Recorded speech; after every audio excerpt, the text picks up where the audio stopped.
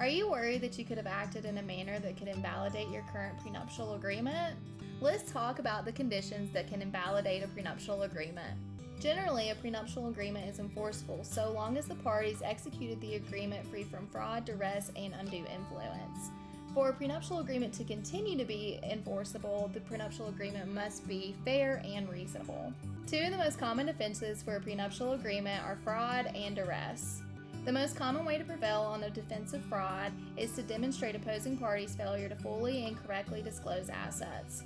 A fiduciary duty exists between prospective spouses, so each spouse has an obligation to fully disclose their assets unless another party has waived their right to the full disclosure.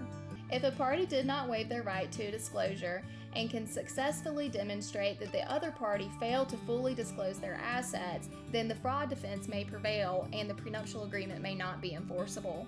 If a prenuptial agreement is executed while one party is under duress, then it may be set aside and unenforceable.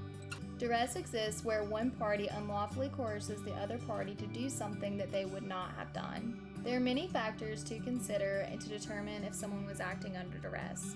The first is the age, mental, and physical condition of the party. The second is the opportunity the other party had to seek independent legal counsel. And the third is the relationship between the victim and perpetrator. The fourth is the threats of physical violence or force against the victim. If you're concerned that you entered into your prenuptial agreement under the inducement of fraud or duress, call us at Fradin and we'll see if your prenuptial agreement is valid and enforceable.